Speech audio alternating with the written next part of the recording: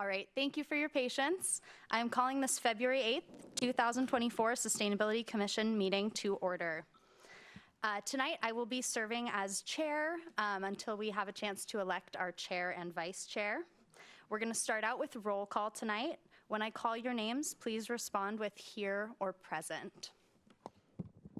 I'm going to jump in real quick and give you a quick mic tutorial.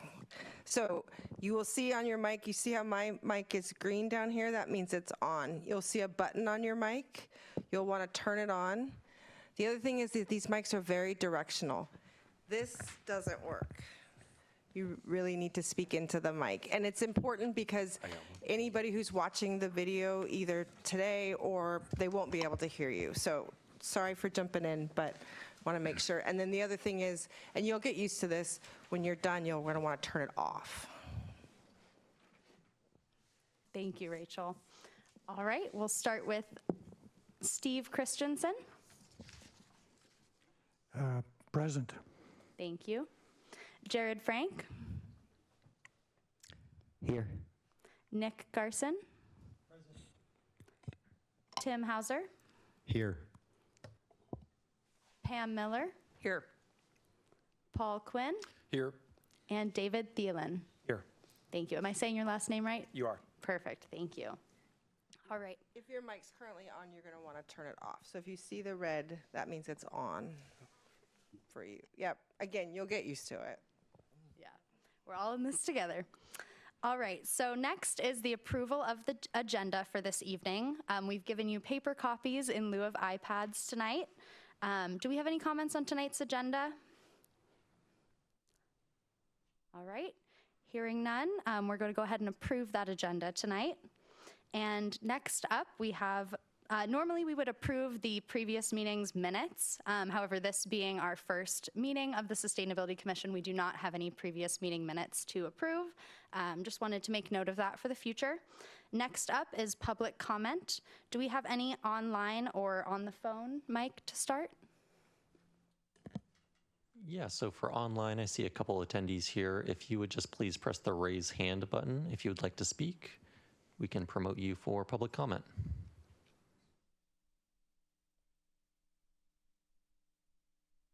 And I'm not seeing any hands raised online. Should we try in-person public comment? All right, in-person public comment. We need to go grab the setup sheet, one moment.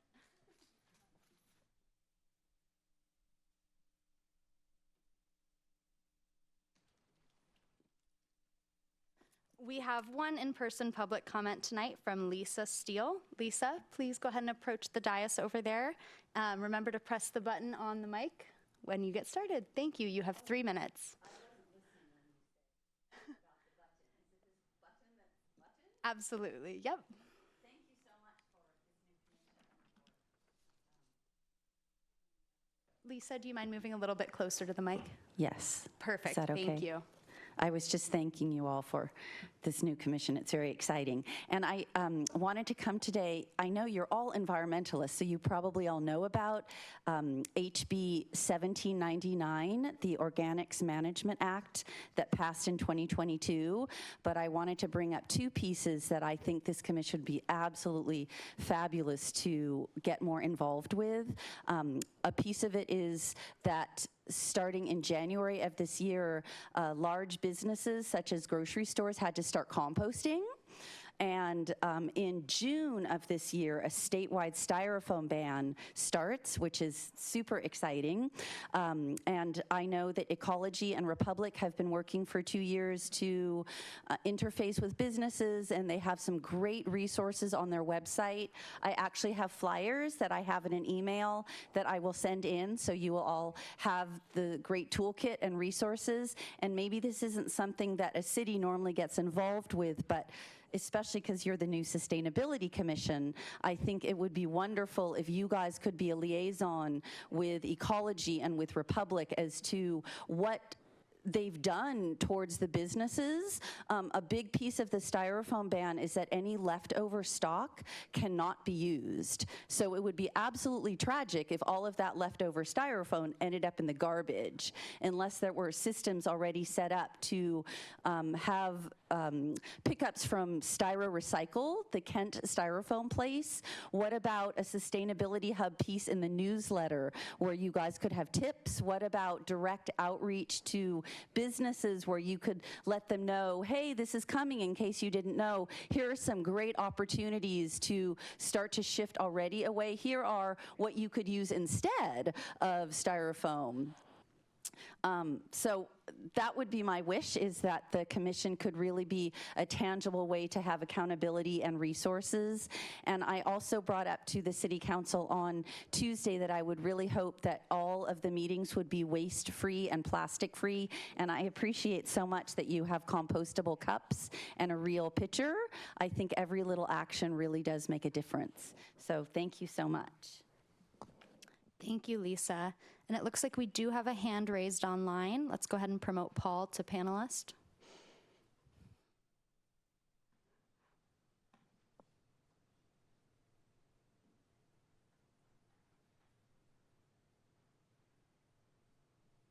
Good evening, Sustainability Commission. Paul Stickney, Sammamish.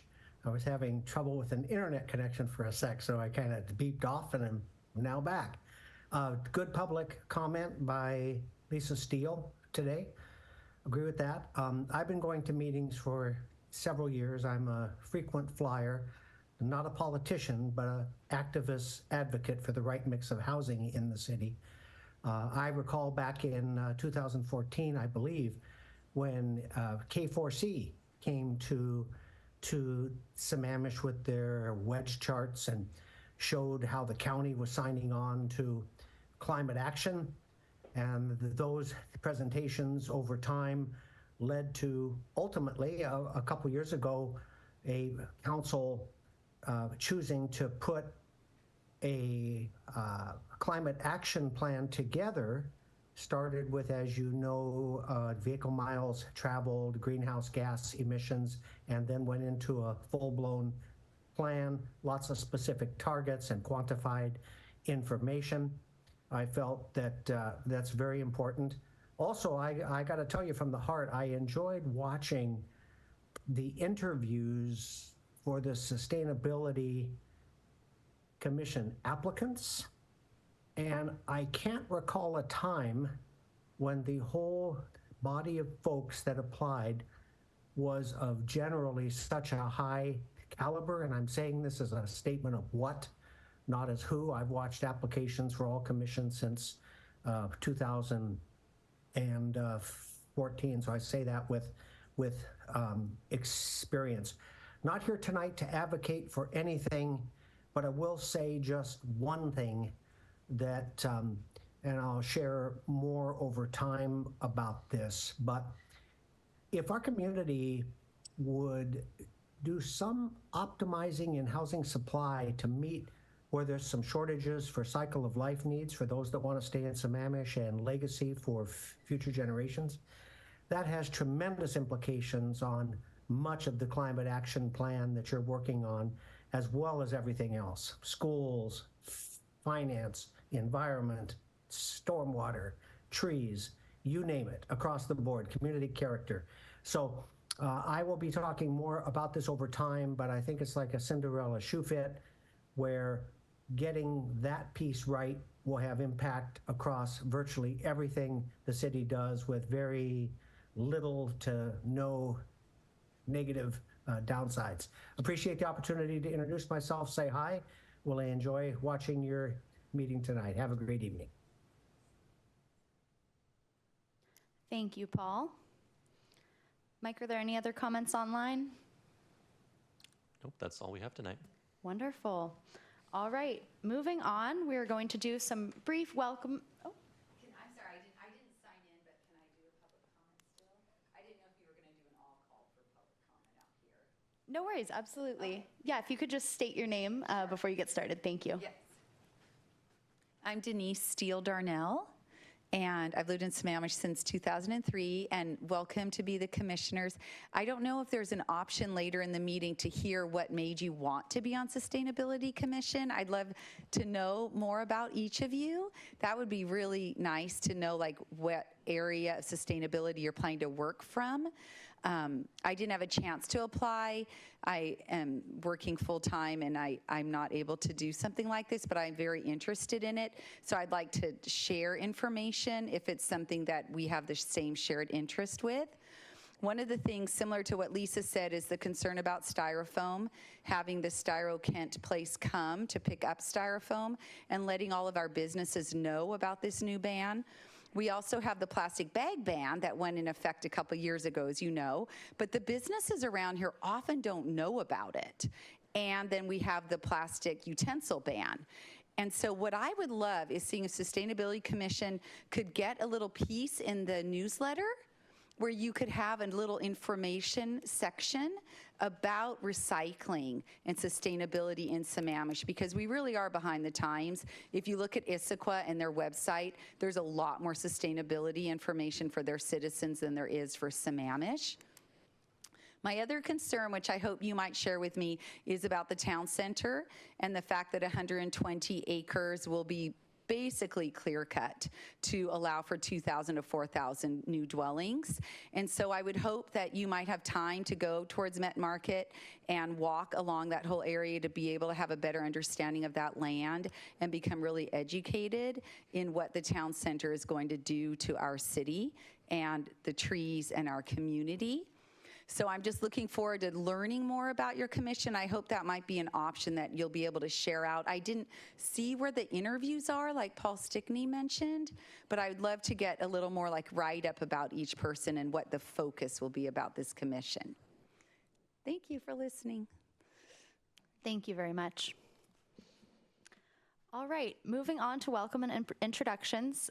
This is an opportunity for us to get to know one another a little bit better. We're just going to go down the line in alphabetical order. I'll start with an introduction for myself and Rachel, and then if you could just give us a brief, about 1 minute introduction about yourself and your personal area of interest or expertise on the Sustainability Commission, that would be wonderful. So my name is Rose. I've met most of you, if not all of you tonight. I am the Sustainability Coordinator here with the city and will serve as the main staff liaison for the Sustainability Commission. I work on all number of projects. I'm based out of the City Manager's office, which means I get to communicate with each of the different departments on their sustainability initiatives and then work on sustainability initiatives for the city as a whole. And I'm Rachel Bianchi. I'm the Deputy City Manager. I get to work with Rose, so that makes me very, very fortunate.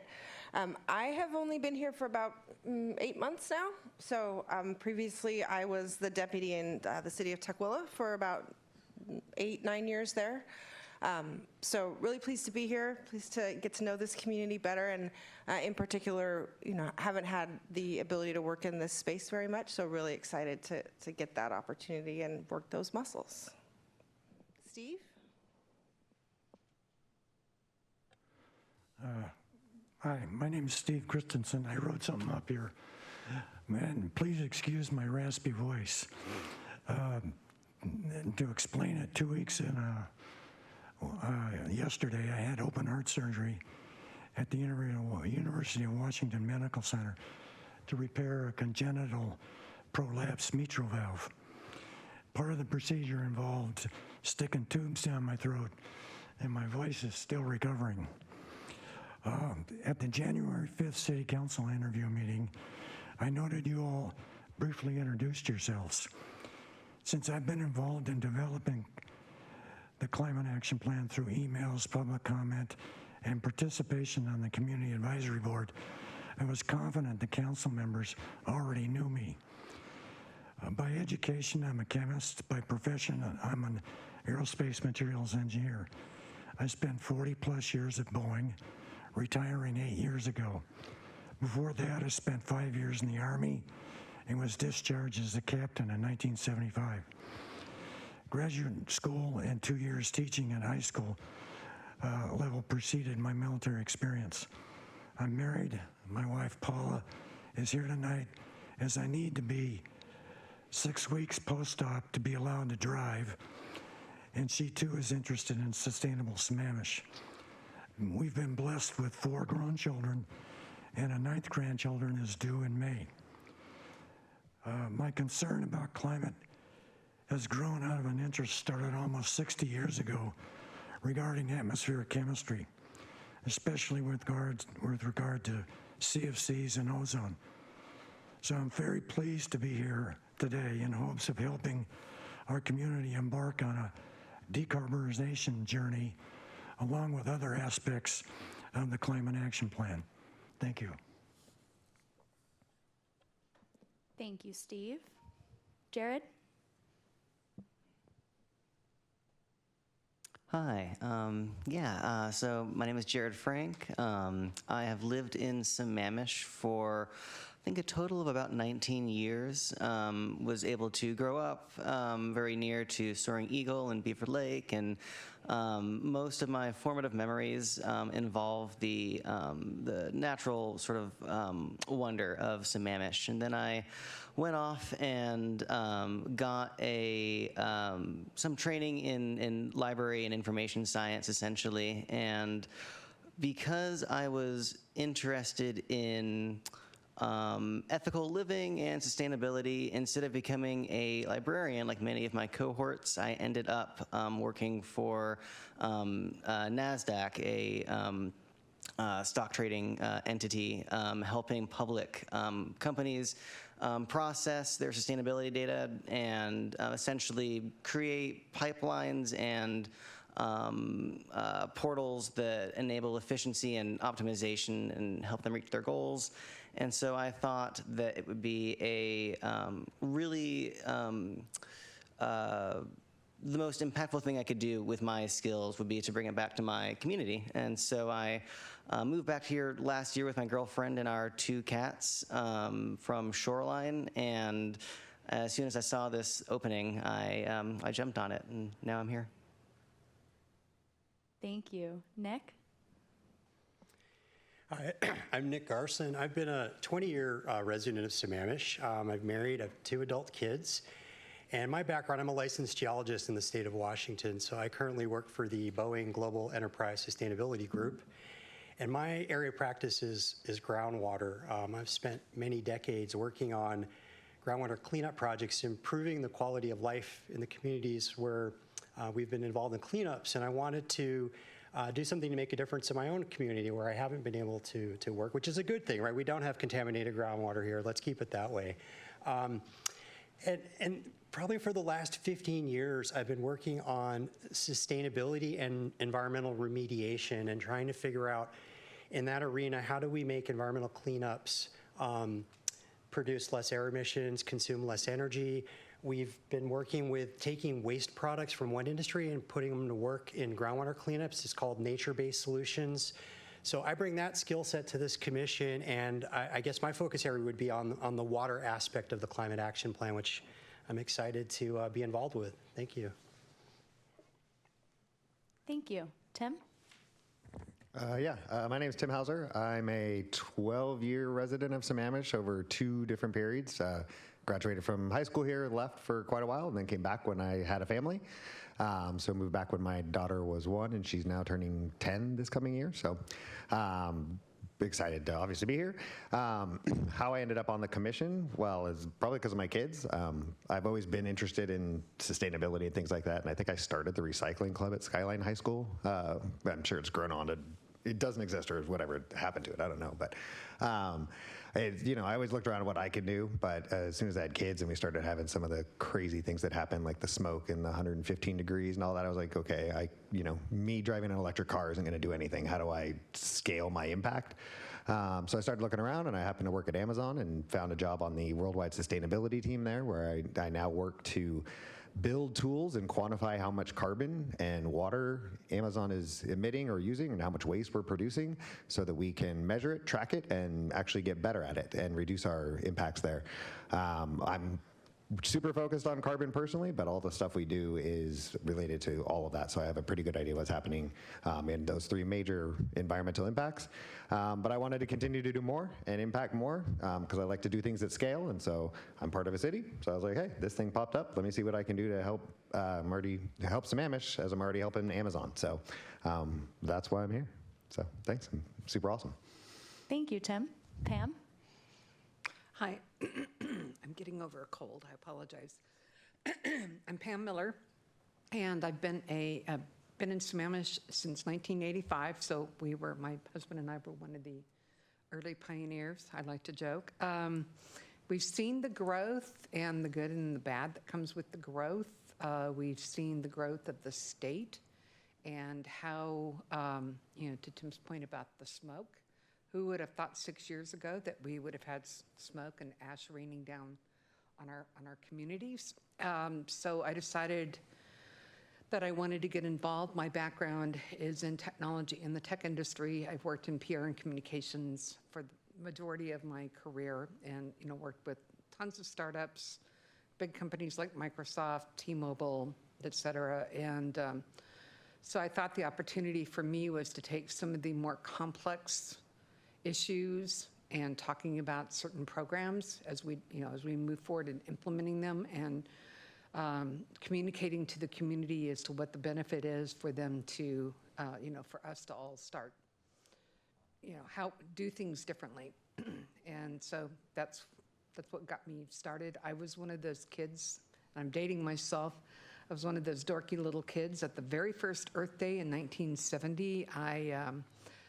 I grew up in San Antonio, Texas, and on the very first Earth Day, I walked to school to protest riding the stinky diesel bus. So you could say I kind of get my start from way back when. Thank you. Paul? Well, I'm Paul Quinn. I've been in Sammamish since 2000. I've got 4 kids, and I started, and I'm a financial consultant, so I work with technology companies that need help with their finances as they grow. I started doing public comments with the city of Sammamish a few months ago, probably September, and I did it around pulling data from our disposal companies around tonnage for recycling and composting and what we send to the landfill. And it's something that I thought I could use my skills with. And really what I've seen is there's a lot of room for us to do better. Sustainability Commission came up, and folks that I talked to said, this would probably be a way for you to try to be more helpful. Really, my big focus is giving personal feedback to the residents and the businesses in the city. I think a lot of things around how we dispose of things, actually a lot of actions we do without personal feedback, it's hard for us to kind of connect with those and really think about making different choices. And I think the Sustainability Commission has a unique opportunity to provide ways that we can give feedback, like at our public comment, talking about styrofoam. Giving feedback, giving information, I think our folks can do better with us informing them better. So I think that's kind of a big thing about what I think about. Thanks.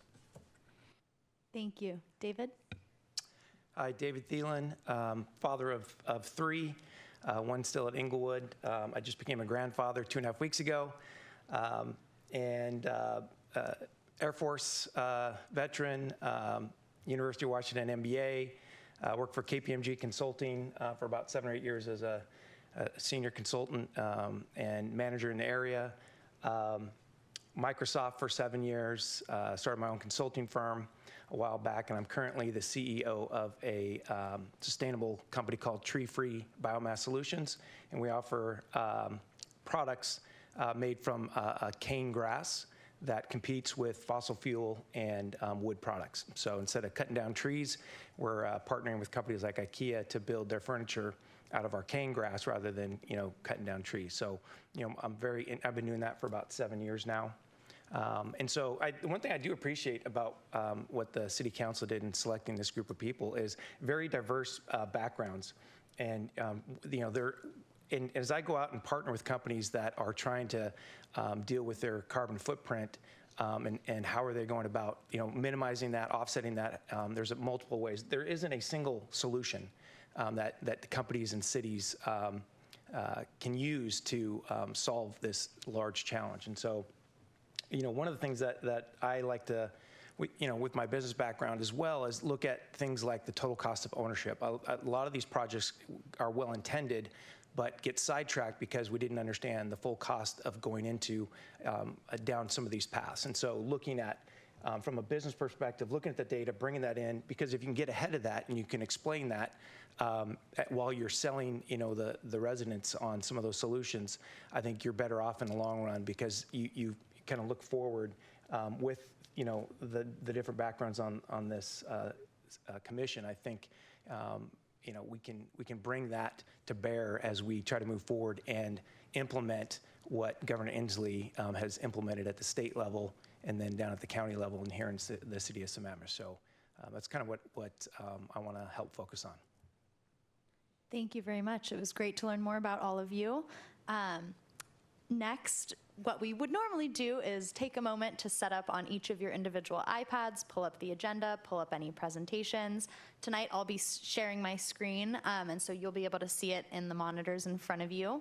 I do want to preface the next section of this meeting with, it's going to be a number of presentations. I'm going to be doing a lot of talking at you. Usually our meetings will not be this way. It will be a lot more discussion based, but these are presentations that we need to get through, part of orientation, and then also required by law. So I appreciate your patience and attention as we move through these presentations. We're gonna start with commission orientation. So just a general overview of what the Sustainability Commission is and your role as commissioners. Please feel free to jump in if you have questions during the presentations.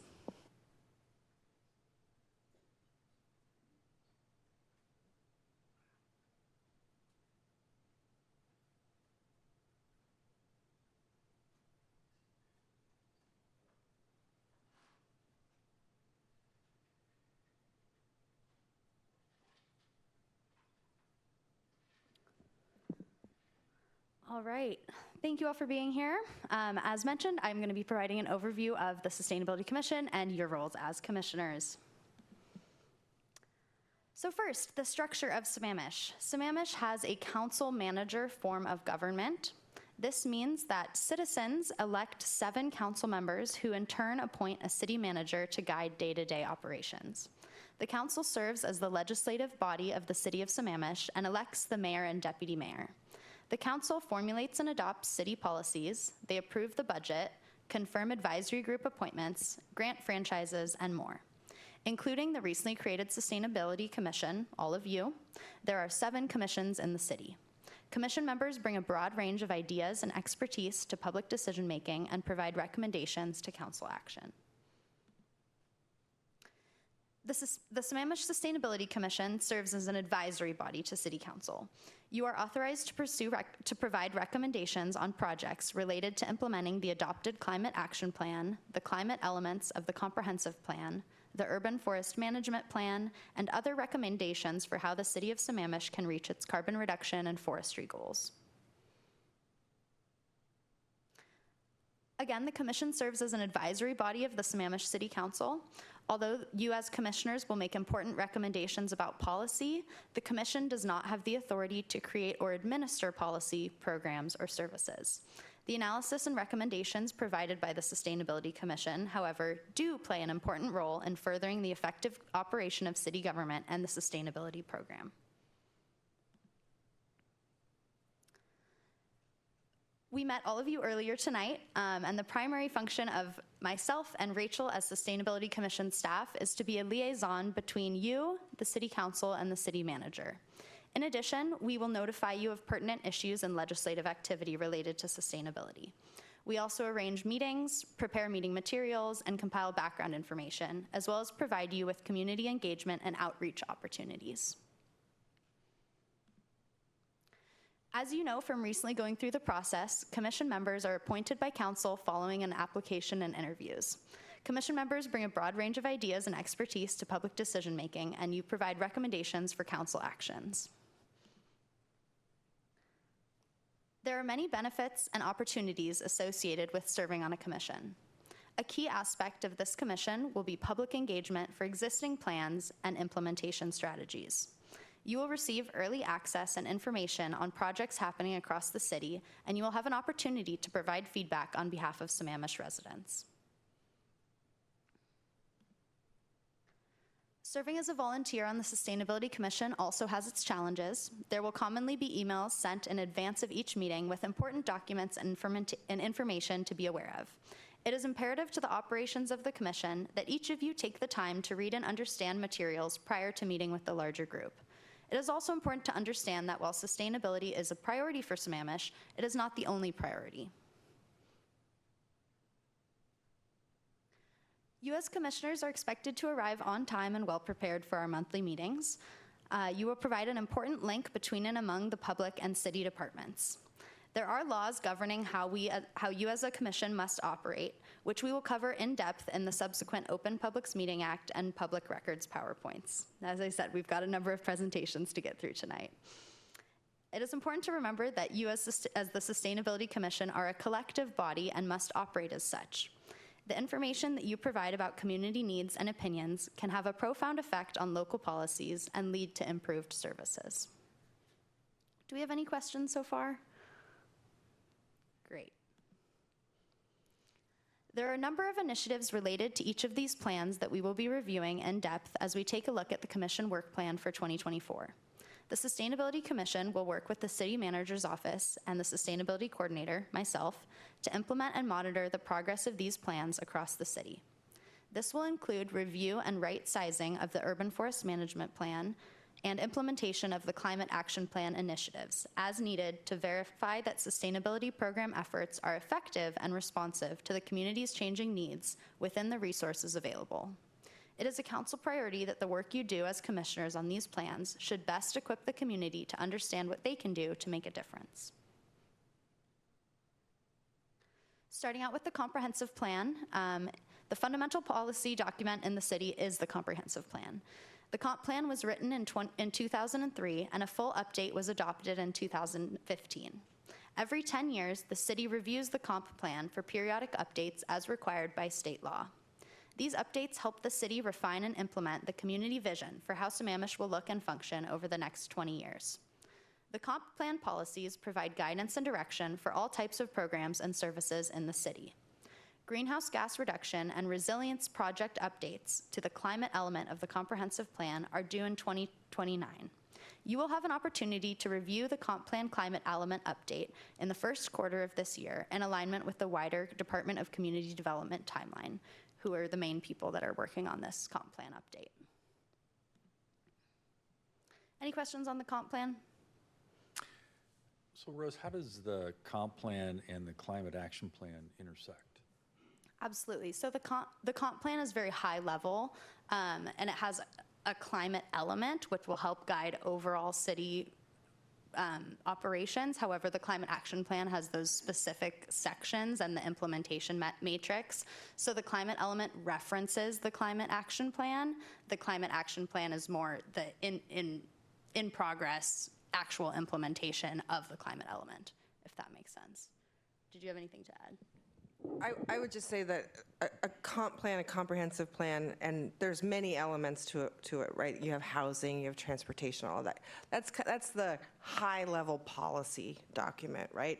The cap really is, to Rose's point, that is the implementation. So the comp plan will come to you for review, right? But it's going to be very different than what you've seen already in the cap.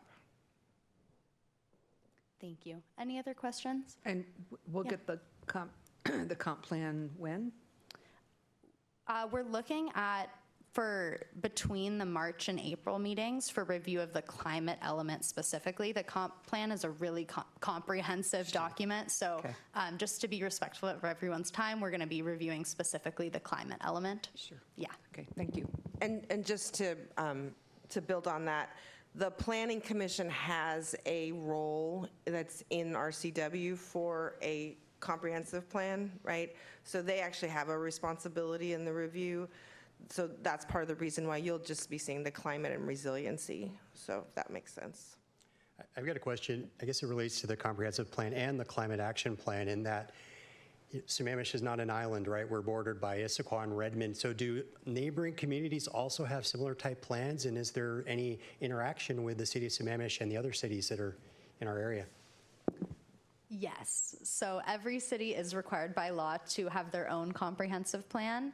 And then I, as liaison for the city, am part of, for example, K4C. So we have ongoing conversations with sustainability coordinators and the King County-wide. We have King County-wide conversations, as well as East Side cities, little more local conversations as well with the different sustainability programs and sustainability teams at those cities to align with best practices and see other user scenarios for what has worked in other cities.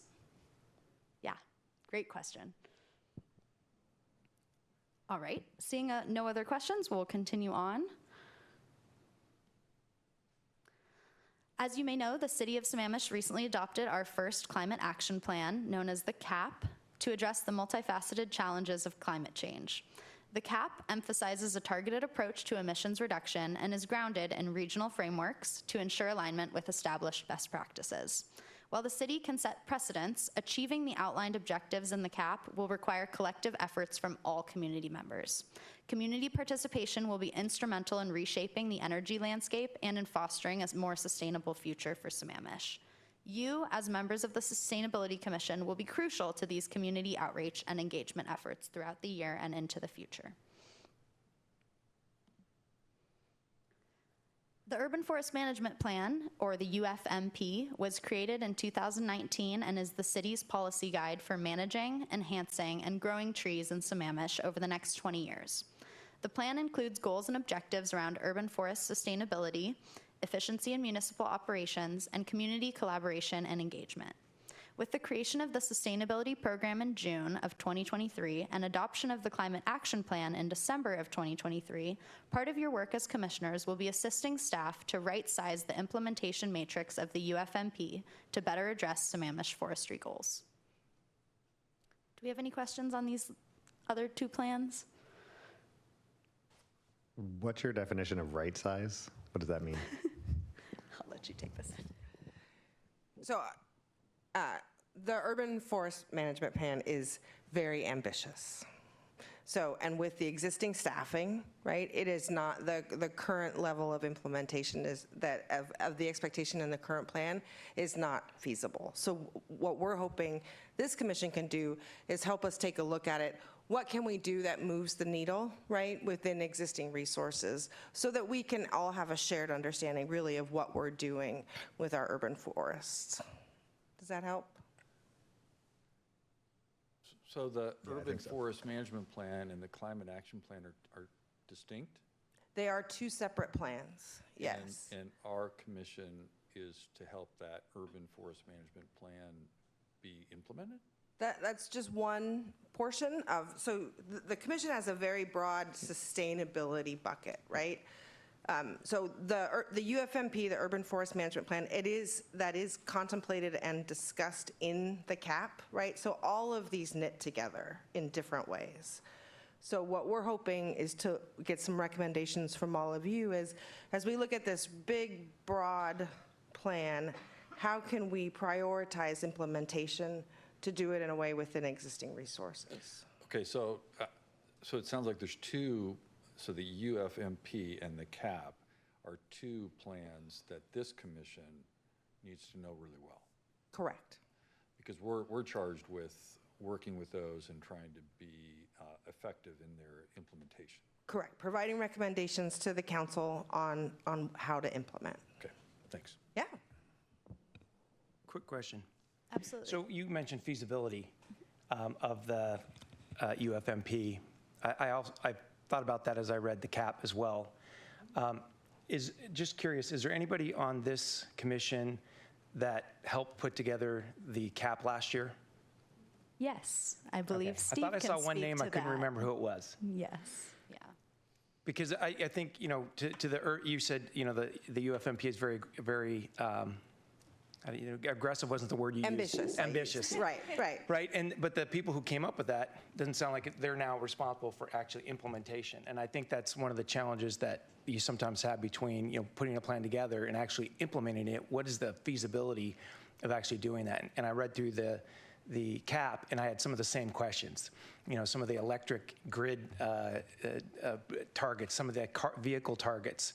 That's all good, but the feasibility of that is kind of the next thing I think we should look at. And having somebody that helped put that CAP together would be great to understand some of the thinking behind some of those things. And I would ask the same thing on the UFMP. Is there anybody who helped build that is still around for reference of what were you trying to get at here? Because it's very ambitious. And that's why we're so thrilled that you all are here, to be quite honest, right? We want to build these plans in a way that stretch us. I want to be really clear about that, right? We want to have North Stars, right? But we also then we're hoping that you all will help us identify, okay, let's implement these things because these are what's feasible now. Let's keep our eye on the technology. Let's keep our eye on, the idea that maybe you'll get extra resource to do Y, but let's start here. So again, they're just thrilled that you're here. I think maybe as a follow-on to that, in order for us to be able to prioritize projects, we need to understand what are the resource limitations at the City of Sammamish. Maybe at a subsequent meeting, you could give us an idea what are all the projects that are going on and those priorities so we can kind of intersect them with what we're trying to do. Yeah. I think that's great. I think that's really great. I got one more for you along these same lines. So we have these different plans. There's obviously going to be different plans across all these commissions. And we have the goals and targets associated with them. When it comes to what is actually binding, like what's the forcing function in this beyond just having a goal and not hitting it? Are we legally binded as a city to hit these things? Like how strong are they, I guess? We are not legally bound to hit, like, let's say our GHG or VMT goals. We're not, right? But I think we know that this community has a significant value in working to reduce those. And so that's what we're working on today. And we have a council who's set very clear policy direction to that effect. Got it. Okay. Thank you. Mm-hmm. All right.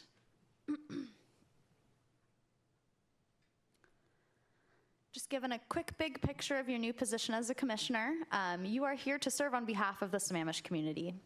You as a commission member are in a critical position to shape and influence commission decisions and actions, and it is important that each of you keep informed and up to date on each of the sustainability issues, council activity, and projects related to sustainability in the city. As individuals who have accepted an appointment to the Sustainability Commission, you are committing to attending our meetings, working with staff, and becoming involved in deliberations. Thank you in advance for the time and energy spent serving your community as part of this commission. Finally, you should be aware of certain restrictions and requirements that may affect your tenure. Please take special note of the second and third bullets, as this affects how you communicate internally and externally. As an appointed representative of the Sustainability Commission, you cannot communicate as an individual on behalf of the Commission without authorization from the group. While the Sustainability Commission as a whole makes important recommendations to Council, the Commission and individual commissioners do not have the authority to direct staff work or create or administer policy. By sharing your experience, perspective, and time, you provide valuable insight and a residential point of view to the operations of the city's decision-making process around sustainability initiatives. On behalf of the City of Sammamish, I would like to end this presentation by saying thank you again for volunteering your time to serve with the Sustainability Commission. Were there any remaining questions? I'll go ahead and stop sharing. Yes, on that last point, so the environment sustainability is a very interesting topic. Lots of people have opinions. So what is the process within the city? Should any one of us be contacted by the media or press and want a statement about what's going on? I assume you'll provide us, talk to the media or communications person with the city, but that would be good to get some clarification on that. Yeah, so it is, I believe it's in the bylaws, is that we ask that you don't talk to the press on behalf of the commission. You, of course, have 100% of your First Amendment right to speak to the press as yourself, but in terms of the commission, no individual can talk on behalf of the commission unless all of you agree, and even then we as a city would say that we would ask that you not talk to the press, again, in that specific role as a commissioner, unless you've worked with our communications manager and, we have a strategic thing that we're working on, right? Does that make sense? That would apply to social media as well. That would apply to social media as well. That's a good segue, and I just want to acknowledge, this is a dry meeting. They are not all going to be this dry, so stay with us and come back next month, please. But the next couple of things are going to be pretty dry. So one of the things that we are all subject to, because we are in local government, are public records and open meetings, right? And the public records, that's something that, as you talk about social media, right, you are not going to want to have your commission persona on social media, right? You can say, come to Earth Day, come join me at Earth Day, right? But you're not going to want to have your commission persona there on social media. So that's a little preview of what's to come. I also just wanted to give a couple housekeeping things.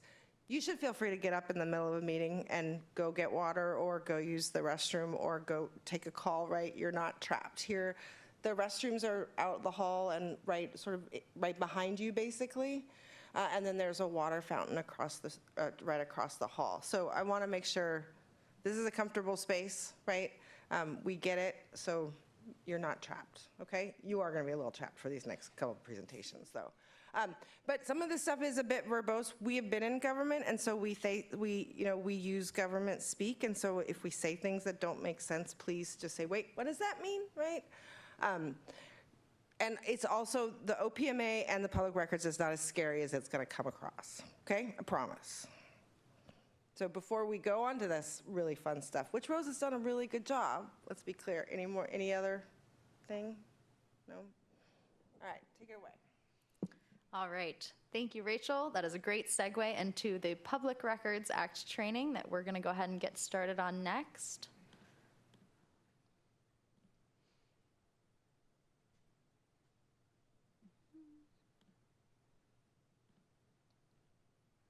Congratulations. You are now subject to public records disclosure laws as commissioners.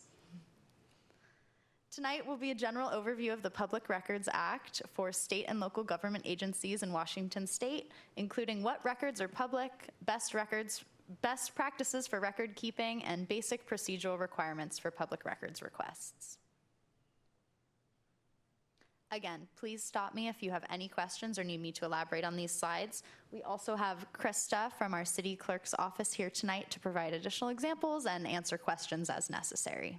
We appreciate your patience as we go through this. The Public Records Act requires that records prepared, owned, used, or retained by government officials and employees be made available for inspection and copying. As you can see, this is codified in state law. The term writing is broadly defined to include not only traditional written records, but also photos, maps, videos, voicemails, web page and social media content, emails, text messages, and tweets, including other examples as well. These rules were developed to support openness, and they're sometimes complex. They balance the public's need to know with the protection for certain confidential records specified in state law. The Public Records Act requires that all records be made available to all members of the public with very few exceptions. The Public Records Act also establishes basic procedural requirements that each agency must adopt.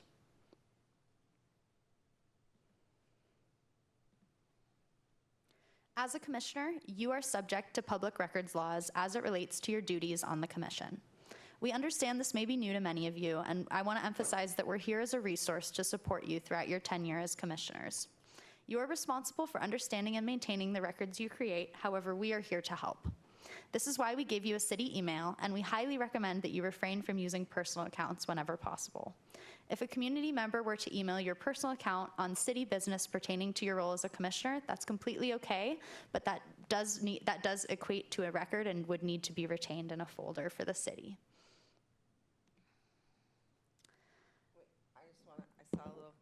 So if your neighbor sends you an email and says,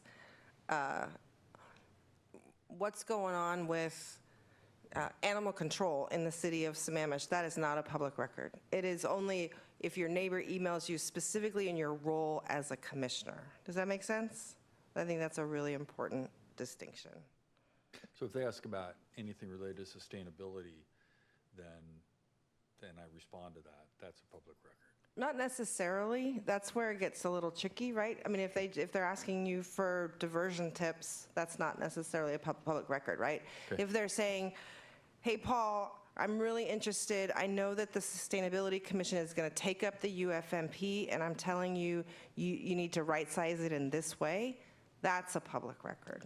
Does that make sense? Yeah, and so process-wise, couldn't I respond to them from my Sammamish account, my City of Sammamish account, as a way of kind of saying that's...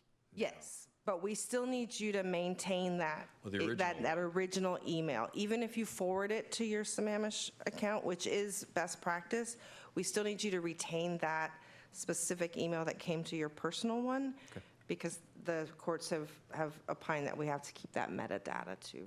Okay. Just to follow up to that, are written records in meetings considered public documents, and do they need to be retained? Just go with yes. That's Okay. the easy. Okay. There's a whole thing about, if it's a fleeting thing, but the easiest thing is just yes. Okay. And that's the other reason why, really, the iPad, the more you get used to using the iPad, you've got one-stop shopping there. It can go with you anywhere. And then the city, if we ever get a request, we can just automatically pull everything off of there. So it just makes everyone's life easier. I got a question. Yeah, go ahead. What if you're talking with your neighbor about the benefits of heat pumps? You can have all the conversations you want, and none of those are public records. Okay. So it's only if again, the written is, it's much broader than written, right? But it's only if there's a record that can be saved. You can't save a conversation. Does that make sense? All right. Feel free to stop us. We understand is a little bit nuanced. Why this matters, their failure to provide records as required can result in fines by a jurisdiction and negative exposure for the city. In some very extreme circumstances, it may involve jail time, but I personally will say I have never heard of a commissioner going to jail for this. That is not something that I want each of you to be worried about, but I just want you to understand that this is serious and this is something that is required by law for all of our commissions as well as city staff. That being said, it is important to follow best practices for public record keeping, not just because it is the law, but also because it decreases work for your city staff and increases trust with the community you represent. Remember, all records that you create while serving as a commissioner are the property of the public and simply managed by the city. So that's another way to think about this as well. Any questions on that first section? Go ahead, Paul. So if I take notes about tonight's meeting, just reflections about it, things that were important.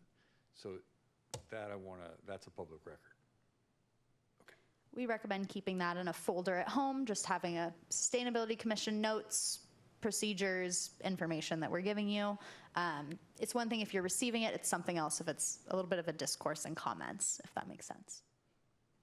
I just had one clarification. So just a very obvious transitory record would be if you want to call somebody later. So Paul decides, I want to call Tim about this topic. Just a note, a reminder note you can toss because it's just that's called a transitory record. So if it's just a little reminder, check in tomorrow with somebody or call somebody or pick something up related to this, you can get rid of those.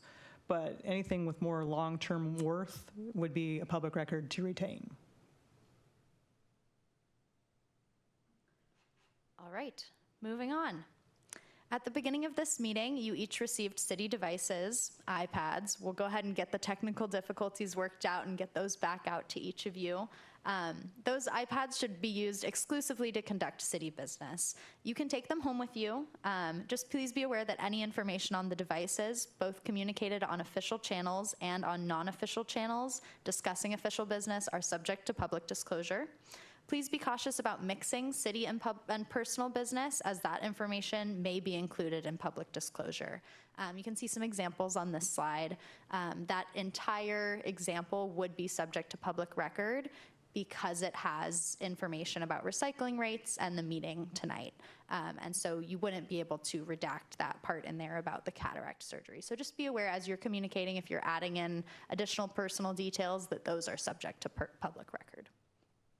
And then we also included the part from the employee handbook. Staff are aware, and this is regular practice for us. So please let us know if you have any questions. We are absolutely here to support you. Just a quick note on that. The part about missing a meeting. I assume there's remote options if any one of us were on business travel or somewhere we could call in from a location to a meeting. Is that Absolutely, correct? Okay. yes. Yeah, these meetings are available to join online for you as well. While the Public Record Act easily applies to records on city-owned devices and accounts, it also applies to commission-related communications on your personal devices and accounts. We've already gone over this, so just giving you a brief reminder, this includes social media. Commenting as a resident on non-commission business is completely okay. However, active two-way communication with the public on commission business will likely cause a social media post to be considered a public record. So we really just recommend that you do not do anything in a capacity as a commissioner on social media unless specifically given permission to do so. For example, the recent town center open house invitation that you received from me last week can be promoted on your social media. Public information is great to share, and a big part of your role as a commissioner is engaging with the public. All right, moving on to public records requests. I know this is so exciting. A public records request is a request for any of these records maintained by the city. Again, this is pretty much anything you can create, use, or maintain as part of your duties as a sustainability commissioner. City staff are the ones who manage the daily processing of public records requests, so that is what Krista does as part of the city clerk's office. Here are some more examples of public records. The Public Records Act requires that cities perform an adequate search to locate records responsive to a public records request. There are very few exemptions of public disclosure. When responding to a public records request, all records relating to city business or on city devices must be provided to the city, and they are then reviewed by the legal team. A good general rule to follow is that if you wouldn't want anyone to see it, don't create it. Any questions? Okay. Oh, actually, sorry. One quick question. Would there be any reason for us to handle like sensitive data that wouldn't be accessible to other people? And are there protocols surrounding that? I don't see any ways that any scenario where you all would have data that really wouldn't be public. I mean, the only thing that gets redacted, honestly, is like social security numbers, bank accounts, right? So otherwise, to some of, the sunshine laws are there for a reason, right? And literally everything that we do, again, except bank accounts and a couple of other things, they're all public disclosure. This is how you can tell a public employee, right? They always have two phones, right? Because they have their keep the personal and the business, or the government. Great questions. Anyone can receive a public records request at any time, including you all. There is a formal or create a public records request at any time. There is a formal public records request form available on the city website. However, records requests can also be made more informally, while this is a little bit more uncommon. Any records request that you receive should be forwarded to the city clerk's office to manage and respond to in accordance with the law. If someone asks you, verbally or in writing, for a document, consider it a records request and either direct the person to the online form on the city website, or you can go ahead and forward the request to the city clerks as well.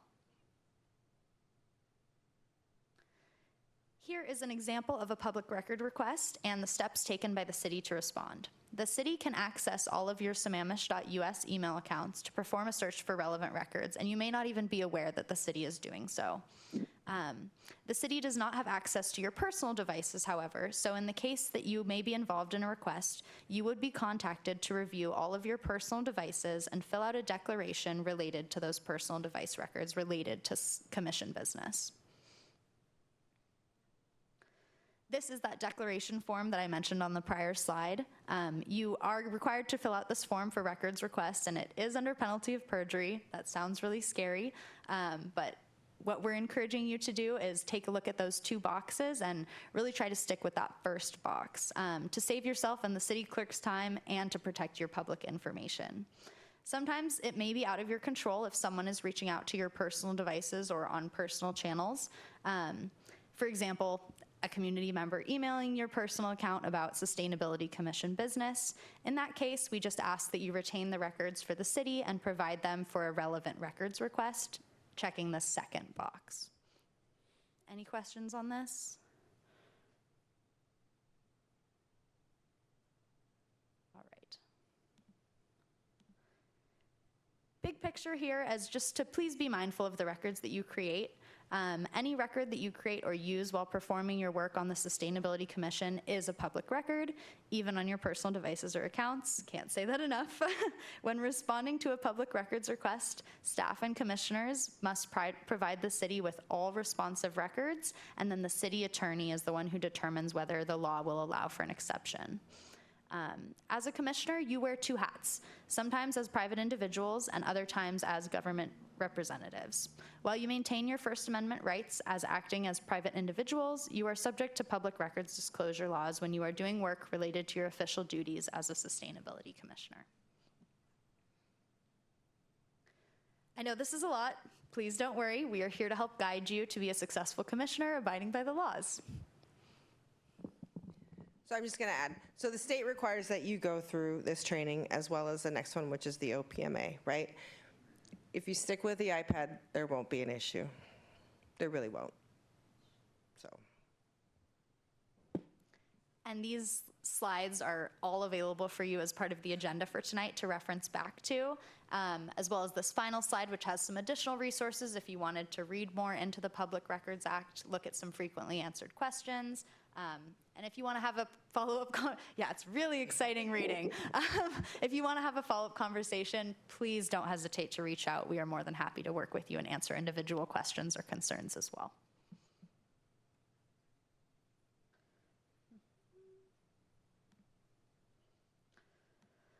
Okay, any follow-up?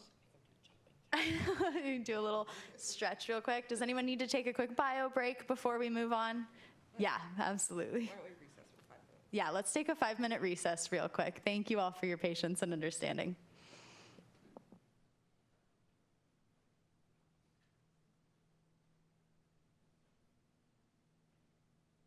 Right, let's go ahead and wrap up our conversations here. We're going to get started on the next presentation.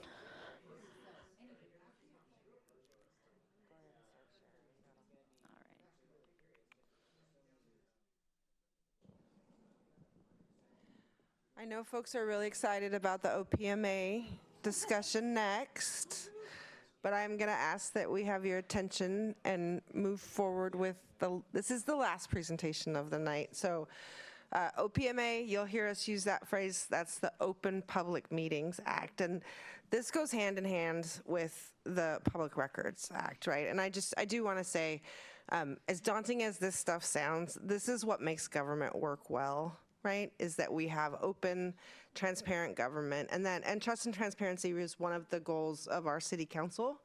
And so, you know, again, as kind of daunting and a little bit dry as this stuff is, this is what makes our government work really well. So with that, I'm going to hand it over to Rose.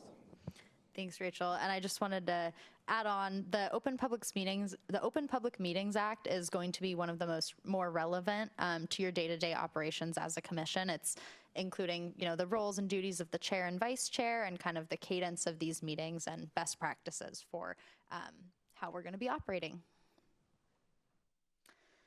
The Open Government Trainings Act requires that commissioners go through this training within 90 days of taking your oath or assuming your duties. We're going to go ahead and get it out of the way today, and then we can move on from here.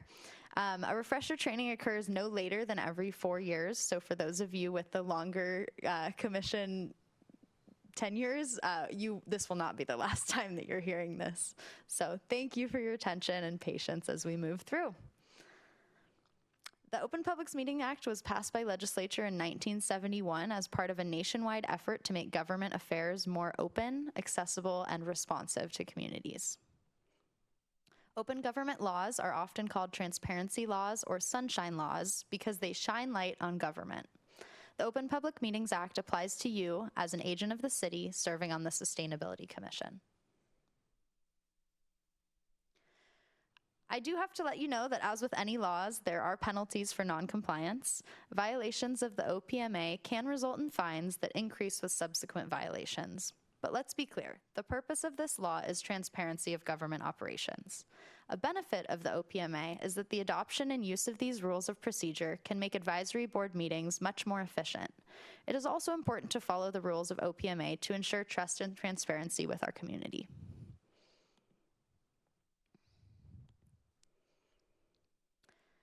There are some important definitions to be aware of related to the OPMA.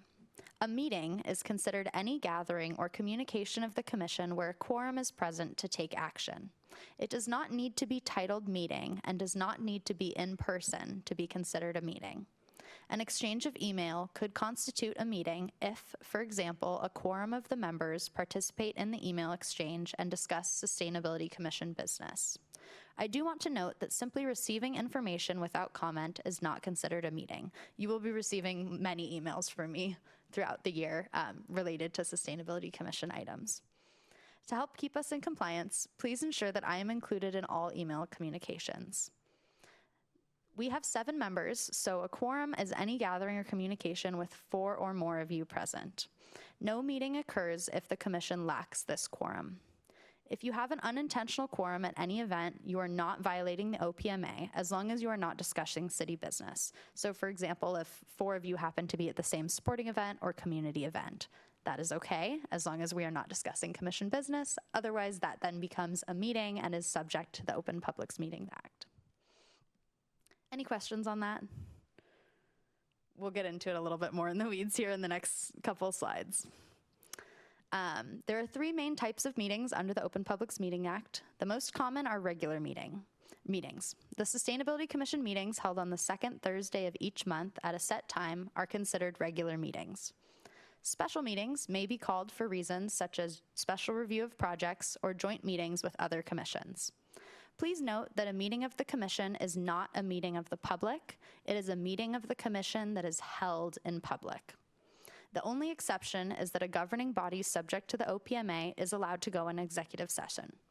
This meeting type almost exclusively applies to City Council, for example, when discussing the purchase or sale of land, claims, or complaints against public employees.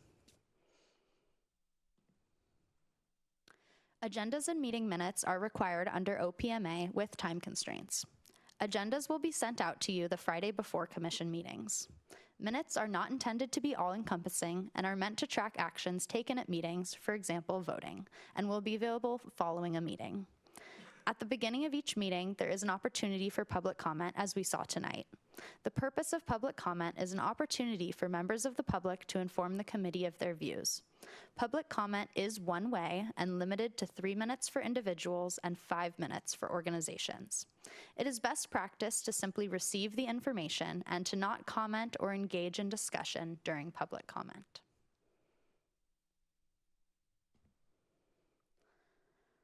Robert's rules are used to make meetings go smoothly and are common practice in commissions throughout the United States. I want to acknowledge that this is a lot of information coming at you. Last year, the city did do a presentation with Ann McFarland, which we will make available to you. Today, I'm just going to provide some high-level discussion, and we encourage you to review additional resources as needed, as well as refer back to this slide and the last slide, which will have Open Public Meetings Act resources similar to the public records presentation. Robert's rules ensure members of the commission have equal rights, privileges, and obligations. This means that discussion is not necessarily a conversation and should follow some important rules.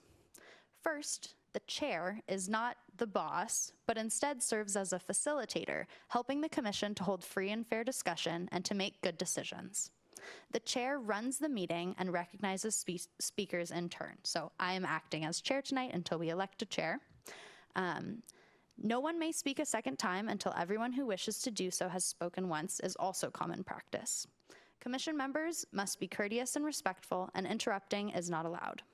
There's no place for inappropriate remarks, such as personal remarks, insulting language, or comments that are irrelevant to the discussion.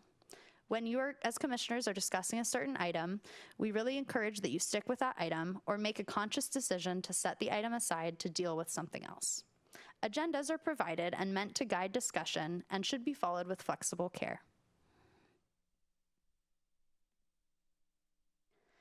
As mentioned on the previous slide, the chair has special duties to run the meeting, but does not determine the outcome of the meeting. This slide looks really dense. I promise it's not as complicated as it seems. This is just something to refer back to. It is ultimately the group, you all, who decide what you want to do collectively. It is the chair's duty to assist the group in that task and other duties outlined on this slide. As a reminder, a quorum must be present for business to be done. This is why it's important that if you cannot attend a meeting, you must let me know. If the chair is absent, the vice chair acts as chair for that meeting. In a nutshell, the chair runs the meeting in the service of the commission. I promise this is not as daunting as it looks, and once we get the hang of this, it will become much easier. Do you have any questions? Great. Another important aspect of Robert's rules are motions. Motions are used to facilitate business. Any member can make a motion during a meeting, and often the chair will make motions related to agenda items.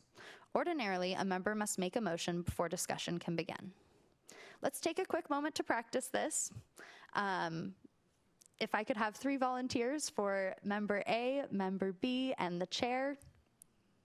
Is there anyone interested in reading quick script?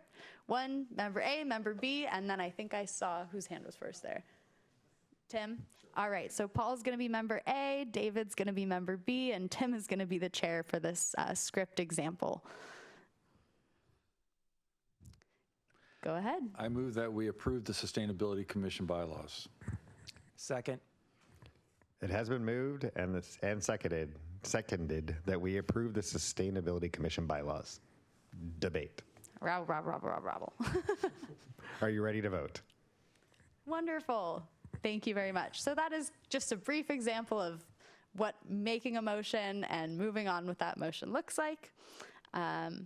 If there is no second, a motion will not be considered. So that is something important to note as we're moving forward in our commission. Today, there's not as much opportunity for discussion because I'm talking at you, but we'll get a lot more practice with this in subsequent meetings. Something else to note as part of Robert's rules is that any member of the commission can insist on the enforcement of the rules of order through raising a point of order. Point of order is a motion that requires the chair or others to abide by the organization's rules. Point of order is not commonly used in commission settings, but I do want you to be aware. When a motion is made, it immediately and temporarily stops business until the point of order is ruled on by the chair. So we encourage you not to make point of orders because it does tend to disrupt business unless it is absolutely necessary. We've got a sample script here as well, but we're going to go ahead and move on. And then circling back to motions, during the meeting, ordinarily a committee member must make a motion before discussion can begin. Again, if there's no second, a motion's not taken up. If a member makes a motion to amend the main motion, this is going to be a little bit of a tongue twister. I'm going to start over. If a member makes a motion to amend the main motion, it is discussed and voted on before the main motion is discussed and voted on. After amending a motion, a vote must be taken on the main motion as amended. Here is an example of amending a motion from a council meeting that occurred earlier this year. The motion and amendment to the motion are each voted on separately. After discussion and voting on an amendment, the chair calls for the final vote and announces the result. The motion passes when a majority of those voting vote in favor. So going back to that bylaws example, if we were to amend the bylaws, we would move to amend the bylaws, and then we would move to adopt the bylaws as amended. Wonderful. I'm going to jump in here for a second. So this is really only when you all are making final decisions for recommendations, right? So this is We have spent a bunch of time working on the UFMP. We have right-sized it. We're excited about where it is, right? Jared's going to make a motion to pass as you all have discussed, and Pam's going to say, but maybe I want this tweak here and there, right? So that's really what motions and amendments are, things like that. And to Rose's point, this will become easier as it moves forward. The Jurassic Park training that Rose will send you the link to also makes it a little more human scale. But nobody should get wrapped up in process. We're just trying to arm you with information that gives you the best way to run a meeting, basically. Do we have any questions so far? All right, thank you, Rachel, for that additional explanation. And at subsequent meetings, we can absolutely provide reminders and practice more if necessary. All right, we heard no questions. Here is that resource page that you all can refer back to. Tim, did I see a quick? Yeah, just one quick question. There's going to be people in the room that will help us through this as we go through this, right? Yes. Like, you guys will be here every time to be like, that's not. Yes, right. yeah, Rachel and I will be here every Wonderful. time, and then the clerks are available for questions and kind of to run through this as well. I know Krista had previously sent you all the City Council's training on the Open Public Meetings Act. I really encourage you to go back through and watch that as well. And then you can also view City Council meetings and Planning Commission meetings as needed to kind of get that in practice.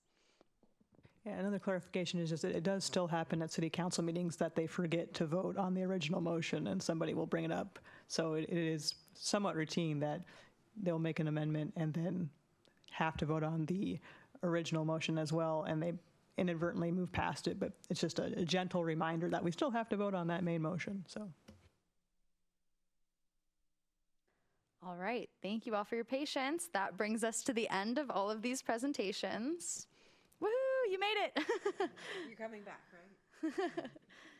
All right, let's go ahead and stop the share here. All right, so up next, now that you've heard a brief introduction to the duties of chair and vice chair, we're going to go ahead and hold elections for chair and vice chair. So I move to open the...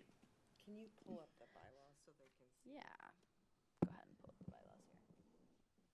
So if you had your handy iPads, which we've now learned you're not going to get back tonight, we're going to have to work with you all on scheduling another time, unfortunately. We would have had you pull up the bylaws so that you could see what the roles and responsibilities of a chair and vice chair are in the bylaws. But really, it's just helping to run the meeting and helping to set the agendas is all it is. So I'm a little nervous that after we ran you through all of that we're going to have no takers. But we do need a chair and we do need a vice chair. And again, Rose is going to be here. I'm going to be here to make sure everybody's successful on that. So you can see here on your screens just the really quick chair and vice chair duties. It's just for a year. And again, it's just to facilitate the meetings. No worries. Thank you, Rachel. So, so yes, we're moving on to the selection of chair and vice chair. So what happens now is that we can go ahead and open the floor for nominations. Can I ask a question Yeah. first? Could you speak to, under chair and vice chair duties, the second bullet? What is involved there? Absolutely, yeah. So as we move on through our work plan for this year, ultimately our purpose and goal as a commission is to bring recommendations to City Council, which may require presentations to City Council, and that would be an opportunity for the chair to speak on behalf of the commission. If the chair chose not to speak and wanted someone else to speak in their place, that is completely understandable. It's not just the chair who's able to speak to City Council, but that would be the first person that we would look to, and then they could have someone else speak on behalf of the commission instead, including the vice chair or any commissioner. Any other questions? All right, we'll go ahead. Oh, Steve? No? Okay. We'll go ahead and open the floor for nominations. Do I have a nomination for chair of the Sustainability Commission? You can also self-nominate. I'll nominate Paul Thielen. David Thielen. Or David, yeah. Or Paul, okay. Yeah. Sorry. All right. There we go. I'll second that. All right, wonderful. Do we have any other nominations for chair? Hearing none? Okay, great. So I'm going to go ahead and move to vote on David Thielen as chair of the Sustainability Commission. All those in favor, please say aye or raise your hand. Aye. Aye. Unanimous, wonderful. All right, David, you are the chair of the Sustainability Commission. Congratulations. Steve, I don't know if I should thank you or be upset. Yeah. Do you accept this Yes. position? I guess would be my next question. Yeah, that would be great. Absolutely. Thank you. Great. Wonderful. Thank you. Moving on, Oh, yes. Okay. So, David, our next steps here is you can go ahead and take over the meeting from here, and you can move to, or I can go ahead and continue to act as chair for this meeting, and then at the next meeting, we'll Yeah, get that a would be little bit great. more. Okay. And then, yeah. Wonderful. Okay, perfect. Thank you, Rachel, for the reminder. All right, so next, we're gonna accept nominations for vice chair.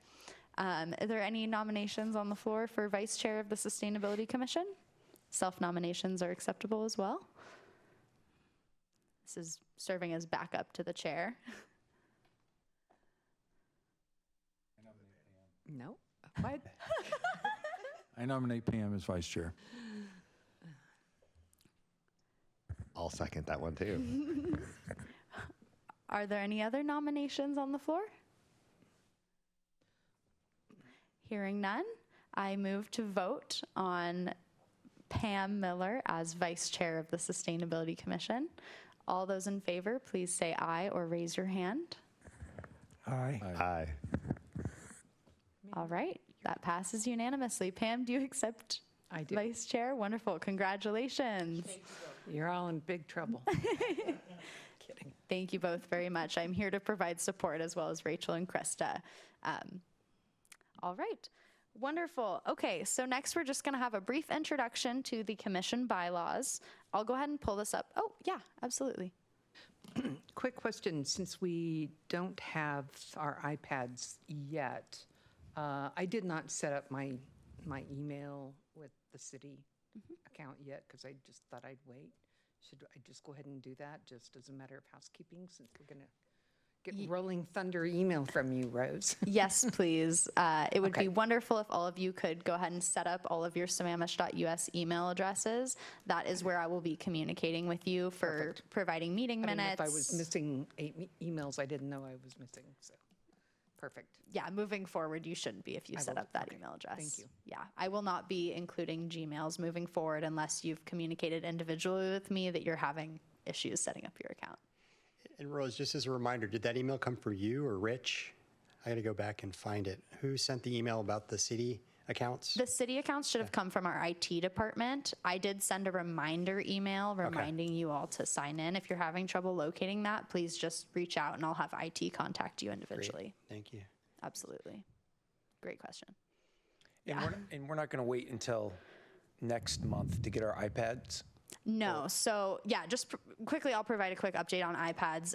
What we were hoping to do is while we have all of you in the room, just get each of those squared away. What we're gonna do instead is set up a couple windows for you to come in. We'll communicate over email to come into City Hall and work with IT one-on-one to get those iPads set up. We'll try to make it as convenient as convenient as possible for each of you. I understand that you have your own lives outside of this commission. So I'll be sending an email following the meeting tonight with some options and we'll go ahead and coordinate that separately. Yeah, great question. Thank you. I did have one more clarification. It's great that everybody agreed, but in the future, you do call for those opposed in the voting. So you'll call for those in favor and those opposed, even if it's unanimous. Just a clarification. Great point. Thank you, Krista. Okay. Wonderful. So I've gone ahead and pulled up the bylaws. They're also available online. So once we get you all logged in, you can have a chance to review these in depth. We are not going to adopt these bylaws at today's meeting. This is just a brief overview, and then I'd like you each to review them individually. Special sections to pay attention to are Article 3, the duties and responsibilities. That was outlined in our orientation PowerPoint tonight, so just recognizing that it's not just in that PowerPoint, it is actually in the bylaws of the commission.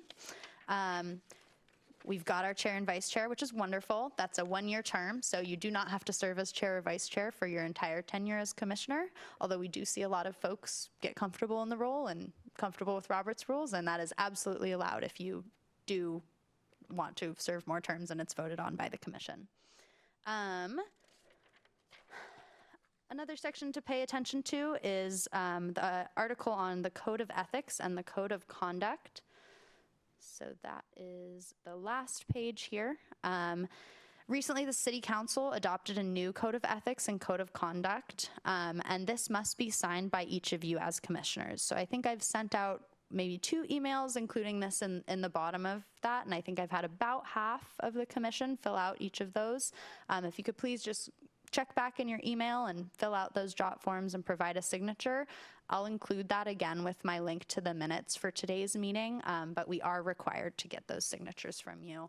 And it's just governing your ethics and conduct as a commissioner. Pretty straightforward. Any questions on the bylaws? Something that we're going to be talking about at our next meeting is a mission statement as well. In the bylaws, there is an example mission statement, so you can go ahead and take a look at that. And if you are okay with the example mission statement that we've put together, we can vote on that next time, or if you have recommended changes or an alternative, then please bring that to our March meeting and we'll discuss accordingly and then adopt our mission statement and the bylaws as a whole at that meeting in March. So I got a couple Paul? questions. One, number 3, what's considered an environmental service in the city? Could you, I see number 3. I think we could look at that pretty broadly, right? So, for instance, we have a integrated pest management policy that we have, right? That perhaps somebody in here was particularly, on the commission was particularly interested in, how the city deals with pest management and things like that, and requests a review of that. So that's one thing that comes to mind. I think it's a pretty broad statement. Okay. And then on number 10, Tree City USA status, how do we find out what that is? Yeah, so Tree City USA is something that we're hoping to get certified for and membership in as a city. There are a couple requirements to becoming a tree city, one of which is having a tree board.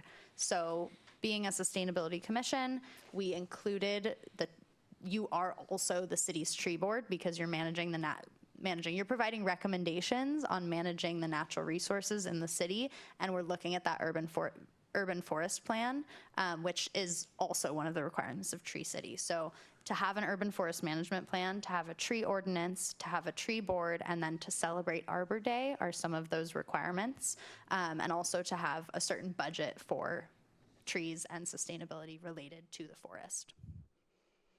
Okay. But I mean, is there a Tree City USA document the commission should avail itself of? No, Tree City USA is a designation. You've seen different ones there, for different cities, and there's like a Main Street USA. The Tree City USA is one, and we're going to talk about it, I believe, at the next meeting, maybe the one after that. Right, where you'll go through, here are the things that, that we need to do to qualify to be a tree city. Would you recommend to the council that we go ahead and make this and do this? It is something that the council has asked that the Sustainability Commission look at because they want to know whether you think we should be part of be a tree city. Okay. Now, is that something that was brought up to the city council through public comment, or did somebody on the city council find that and say, hey, I think we should look into this? Is that how some of this pops up sometimes? Yeah. I think this one came up as a part of the UFMP creation. Okay. Yeah, makes But sense. there will be things like that the council will hear in public comment and say, that's a good thing for the Sustainability Commission to take a look at, type of a thing. So a question on that, in my experience, projects don't get done unless they're funded, right? And so as we are making recommendations for implementation of the plan, do we need to be aware of funding with the city and what might be a priority and what might not? Is there funding available? Because that'll influence whether we're going to make a recommendation, right? That will absolutely be a part of the discussion, right? And some of it will be, do we have that resource currently, right? And could we fit it into the existing resources? Or would you all, as a Sustainability Commission, recommend to the council that they identify resources to fund that, right? So that will all be a part of the discussion. As being a part of the city manager's office, right? We'll make sure you understand sort of the lay of the land that it is today. Doesn't necessarily mean you're just bound to that lay of the land. Yep. But so one of Rose's points earlier is we have to balance, of course, our shared work on sustainability with all of the other things that the city does on a daily basis. And we're going to help you with that. And is that budget cycle on a calendar year basis? Or? Great question. So we're on a biennial budget cycle, and we are ramping up to do the budget later this year. So it's another reason why taking a look at the UFMP this year is going to be a really good opportunity, right, as we move into the biennial budget process. So most cities, not all, but most cities are on a biennial budget process. So the even year is the planning, right, year, and then we go, and then the biennium starts. So we're at the tail end of this biennium. So it's possible then, wherever we are in that cycle, if this council makes a recommendation, it might not be implemented, say, till the next year or whatever the next funding cycle is. Okay. That's correct. Yeah. Or it might not be implemented at all, right? Yeah. Just in terms of managing expectations, Sure. right? Yeah. So, but absolutely. And the biennial budget, this is a really good time. That's why we're kind of jumping on the UFMP, because if there is something that we collectively as a city think that we need to do with that, then now's the time to prepare for 2025. Thanks. So I'm probably out of order, so you can tell me I am. But I'm wondering about public comments made and if there's a process to have the commission discuss them. And also, we received an email with a public comment of sorts. And I'm just wondering, is there a juncture? Is that a standard agenda item? We do it at the end? Or how does that go about being done? So public comments, we just recommend that public comments, again, be a one-way communication to the commission at the time, right? That's particularly important. And I will just say, having been in communities where that rule is not always enforced, it becomes an equity issue, right? Because some public commenters get responded to and some don't, and that's just not fair, right? I do think if there was a question, right? So let's say, I'll just use one from real time, right? We had a public comment about town center that may not be something that you all know a whole lot about. And so that there could be a question from a commissioner to say, I would be interested in having a staff presentation on the town center project, right? You all as a commission would then, through motions and all of that fun stuff we learned today, decide whether or not that's something that you want to put on the agenda for a future meeting. So I think that would be the best way to handle those. Does that make sense? That's an excellent question. Can I follow up to yours? Or? Please. So we're in a meeting and we're discussing a subject, and there's members of the public here, and we take a break, and then someone wants to talk to us, like in the hallway, and follow up. So I assume our guidance would be no commitment on position, maybe empathize. Hey, that's an important issue. That's something that you should bring up to the council. But I just want to be clear on that these one-off conversations can happen in public meetings, but we probably need to be cognizant of how we would react, right? I think that's a very good point, right? And I think to take that one step further, you wouldn't have the ability to say, yes, I'll make sure that gets on the commission, because again, it's going to take or gets on the commission agenda, I should say, because it's going to take 4 of you to make that decision.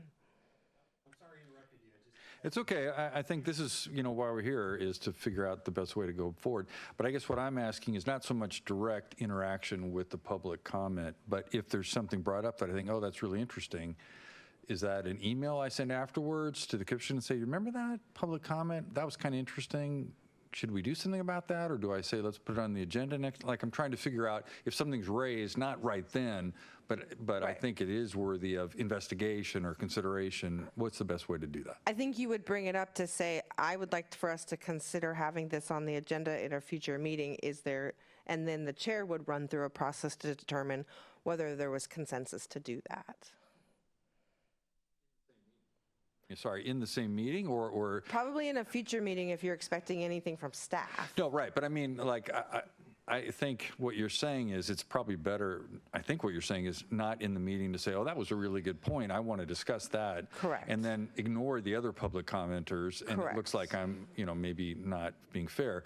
So that's why I was thinking an email afterwards that says, hey, that was an interesting point raised by one of the public comment folks. I think it'd be interesting to have that on the agenda. And it sounds like you're saying that's not a good idea. I would not do that over email because if you have all of you, then that would be an OPMA violation, right? Because you're suggesting over email with a quorum that you all make a decision about your next agenda. So really what you would want is do it in the meeting, not necessarily to say you want to talk about it in that meeting, but do it in public session to say, hey, I really want to talk about, I think we should talk about X in a subsequent meeting, and then the group can determine whether or not there's a consensus to do that. The other thing to remember, and one of Rose's phrases I thought was really good is, you're here to do the business of the Sustainability Commission, not necessarily the business of what the public brings to you. This is your meeting, right? And that's what your agenda's for, is to keep onto that. So if something comes up in public meeting in public comment, or even one of you just has a great idea, right? You don't have to entertain that great idea during that meeting. You want to suggest that goes on a subsequent agenda. And then David and Rose will work together to determine which agenda that may go on, right? It may not be the next meeting if it's not time sensitive and things like that, right? Because again, there's business of the commission that needs to be attended to. Does that help? Yeah, I'm still a bit confused about how things make the agenda or don't make the agenda, but maybe I'll figure it out.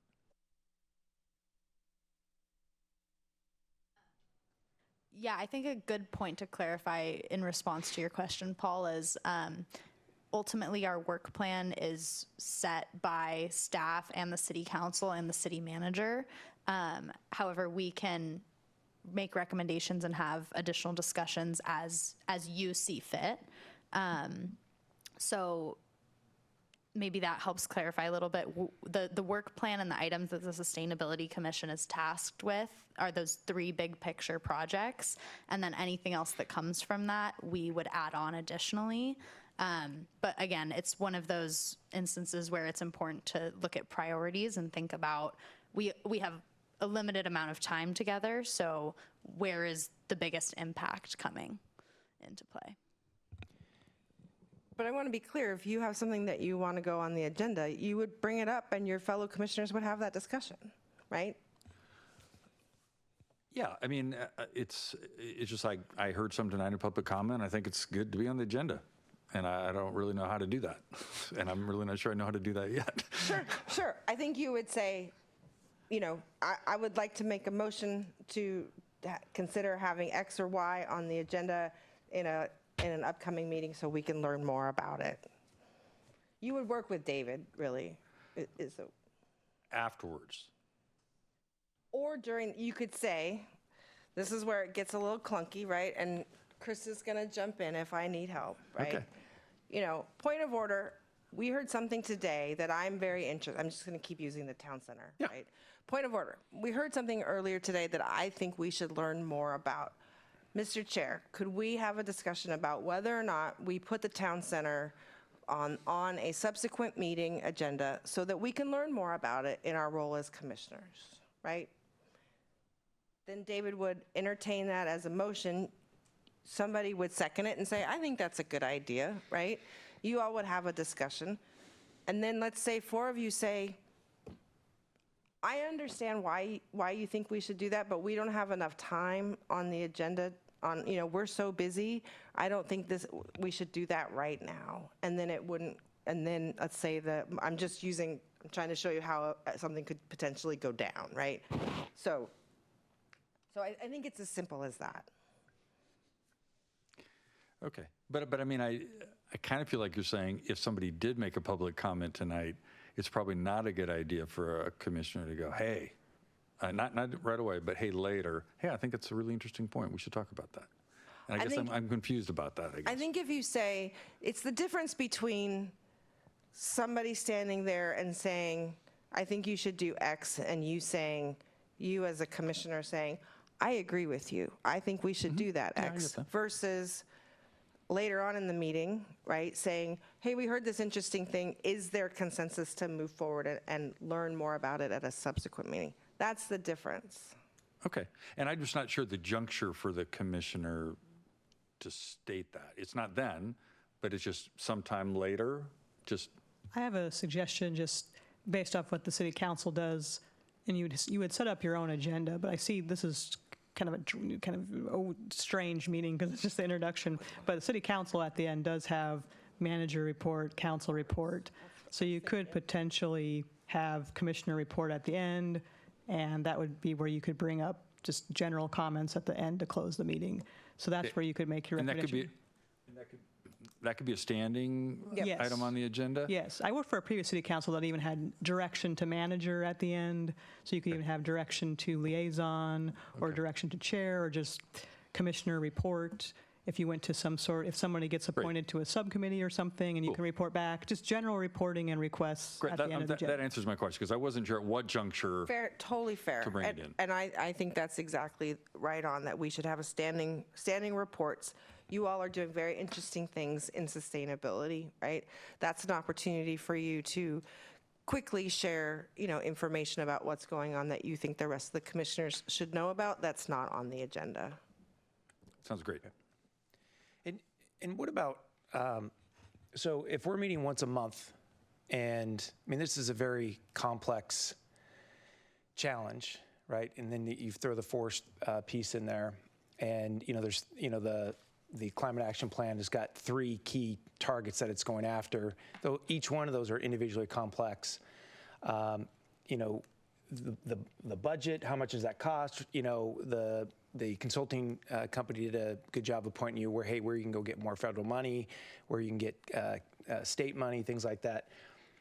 But typically, you'd have some one-off meetings, especially with a diverse background like this. We don't know each other. I have my opinion about the climate action plan and some of the details there and what we should do and how so typically you'd have a one-off meeting and say, hey, here's let's go through the climate action plan as a team, and let's hear from everybody about kind of what's your initial thought on that, because it is a document that we've read individually and have not discussed as a group. And so I would think that normally it would be, hey, let's get together, kind of deep dive on this stuff. And get an understanding of kind of where everybody's at on this and where we think we should prioritize these things, and ahead of our next monthly meeting. And that's like a special session meeting? I don't know. I'm just thinking. I've got, because if the only time we ever, and maybe this is what we're kind of assigned to do, but the only time we discuss the climate action plan is in this setting here once a month. I think with that complex of a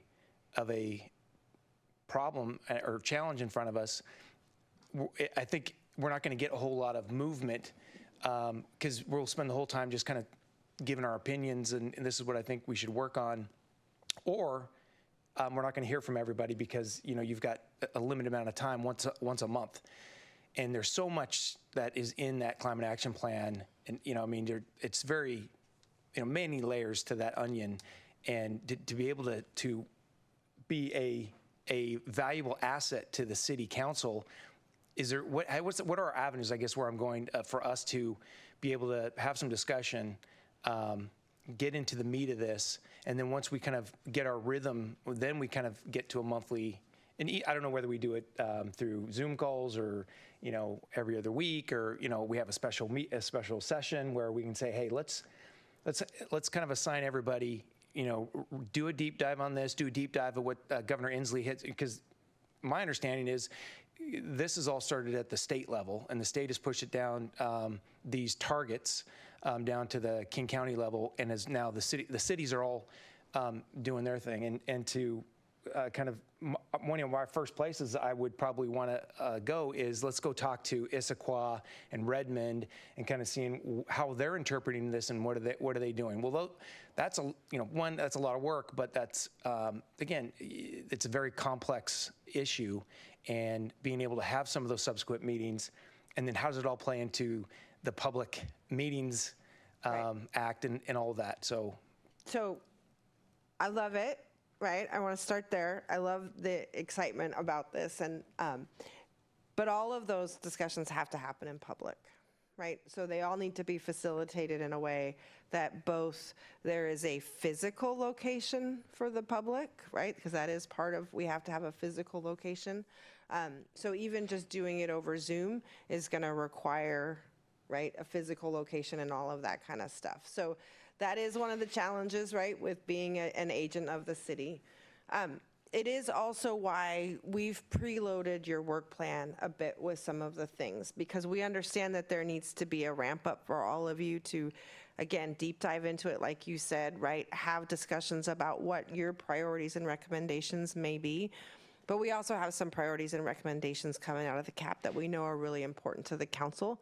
So we're going to be asking for your help with that, with those things that we're aware of. Again, while you're ramping up to kind of deep diving, having some of those other discussions and that sort of thing. So for one, we talked about Tree City, that was one thing. A sustainability dashboard is really of interest to the council, right? Well, within that is a whole lot of meat, right? What are we tracking? What is it? What are the time periods that we're looking at? Things like that. The other thing that we really heard from the council, where we're really excited to work with all of you, is there's a lot of stuff in the CAP that isn't the city, right? There's a lot of stuff in the CAP which is really changing hearts and minds, within the community, and that's a place where we're really looking for, some significant help and some significant lift from all of you. So I think there's a way that we kind of start some of these other work plan items, right, while you all are ramping up, and then, right, we can deep dive into other things as we move forward. Does that help at all? Yeah, it does, and I would want to move to our next meeting, or very quickly, almost, assign something like that, just put it up for motion where, everybody comes in with on the agenda, kind of their take on it, and have it open for discussion. Just maybe one full meeting of, okay, what is each of our understanding, and what do we think are the priorities inside of there? And I know, it looked like the CAP was recommending going after the greenhouse gas initiative, because the other two they thought were more tackled at the state and county level or city level, state level and federal level. And so it was the greenhouse gas that they were recommending was kind of the first thing that we should push towards and have and the big thing on there was the natural gas for our greenhouse gas footprint. Yeah, that's exactly right. Just building off of what Rachel was saying, that is part of the reason that we will provide you with these plans and some instruction prior to the meetings. That's why we send out agendas and materials before the meeting. And one of the challenges as a commissioner is there is going to be some really robust reading assigned to you. And you are going to have to come with these meetings with prior knowledge and having done the work to understand these plans and understand the implications for the city. So you're coming prepared to discuss. Whoa, so sorry. You're coming prepared to discuss with one another. And it's not going to be as simple as me just saying, here's the climate action plan. enjoy this 100-something page document. It's going to be, here's the climate action plan. These are the sections we want to focus on, and these are the recommendations that we're looking for you to bring at our next meeting for discussion. So you're going to be provided with a framework and a little bit more direction to help inform your thoughts and work outside of the time that we have within these 2 hours together, so that we can make the most out of the 2 hours and have it be as productive and efficient as possible. So David mentioned something about what I would characterize maybe as a special meeting to go over a major topic. How common is that, where commissions do that kind of thing? And I'm not saying anybody's open to do that, but I'm just saying how common is that? It's not very common, to be honest. The Planning Commission sometimes has to do that because the Planning Commission is sort of its own beast from the other boards and commissions, right? Because it is a state designated thing. But again, you know, the work that we're doing here is important, but there are also other, you know, duties of the city and duties of staff, right? So special meetings do require additional staffing and things like that. So it's not to say that we won't do them, but I want to make it, you know, I want to set some expectations that we're not going to be meeting twice a month, so on a regular basis. Even though I completely understand where we're going with, you know, the desire to have this deep conversation. I think the other thing is, while we have some of the work plan baked, it doesn't mean that you won't have the opportunity to collectively say, well, you know, these are important, but we also want to recommend that we look at this. Just to quickly add on here, I think the best example that comes to the top of my mind of a potential special meeting that we've seen with other commissions are joint meetings with commissions. So the Sustainability Commission meets the second Thursday. The Planning Commission, for example, meets on Tuesdays. So if we were to have a joint meeting between the Sustainability Commission and the Planning Commission, either the Planning Commission would have to have a special meeting to have a joint meeting with us, or we would have to have a special meeting to have a joint meeting with them. Does that make sense? Because it's not on the regularly scheduled second Thursday from 6 to 8. Or if there was a special review that needed to happen a certain deadline, in a very rare circumstance, maybe we move our meeting from a Thursday to a Wednesday or something like that. But I think a joint meeting would probably be the most common example. Okay. And maybe one or two of those a year at And you're most. also saying that we should not, so if I have an idea about what we should focus on, and I got kind of say, hey, you know, here's my take on it, and want to send that out to our panel or our commission, I shouldn't do that. That should be an agenda, because we shouldn't be dialoguing back and forth, I guess is what I'm saying. Yes. We can't have this, we can't do the work even remotely, this dialogue, because we have to do it all in front of the public. Yes, Okay. you could send that to me as the staff liaison to then include in the agenda and to make note of. But yes, we would ask you to do that independently and then bring it to the next meeting for discussion. Okay. Yeah, it is. I totally understand where you're coming from with that question. So I'm very interested in the rest of the commission's kind of their opinion, and I want to see if we can grab coffee and be like, you know what, you know, I mean, it's so complex and so interesting, but we can't even do that. You could sit down and have coffee and talk about the realities of greenhouse gas, you know, but you can't sit down and have coffee and say, and then we're going to do this, and then we're going to do this, and then we're going to do this, and then we're going to do this. Okay. Does that make sense? It kind of, it goes back to that, you know, what is the role of a commissioner, right, versus this sort of larger, literally, you know, major issue. Okay. Does that make sense? Yeah. It feels very limiting, but yes, I understand. Welcome to government. Yeah. I think if I heard you correctly, the role of the commission is really to chime in on strategy and objectives, and it's really the staff that's doing the implementation, right? And so it sounds like there is a framework, and we're going to start from the framework, and if we disagree that that's a priority, we'll have that discussion, and that's kind of how this will operate going forward. Is that right? Yes, and we do encourage you and hope that there will be a number of community outreach and engagement opportunities with the within the commission work plan throughout the year. So, yes, and yeah. I just wanted to make one more clarification. The council has their coffee with council, and that's not, so they do that at I think at the market. So that's 3 of them, so it's not a quorum. So they can meet together with the public. And there is the possibility of sometimes the council meets as a subcommittee, that maybe 3 of them get assigned to one topic.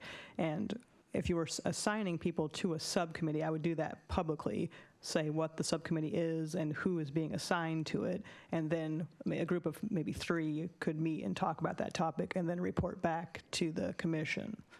So that's one option if you wanted to break into a smaller group, but I wouldn't make that a habit.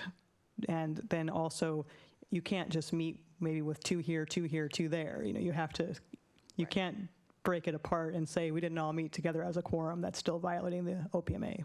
What I'm hearing is, if in doubt, ask Rose. Yes, and again, if one of you wants to host a barbecue for the Sustainability Commission and your neighbors, you can do that. You just can't talk about city business. So I want to be really clear, you still retain your First Amendment rights, even while you're serving on this committee. I think that's a good distinction. You can absolutely talk about environmental and sustainability topics, but when you're discussing specific city business or how those topics apply to the city or your work plan as a commissioner, that's where it then becomes an OPMA issue. Yeah. Please continue to ask questions. We do not expect, you know, we expect this to come up multiple times, and when in doubt, ask, and we will absolutely support you and provide recommendations as best as we can. We want to facilitate conversations, and we want to have this commission be as impactful as possible within the constraints of the law and the operations of the government.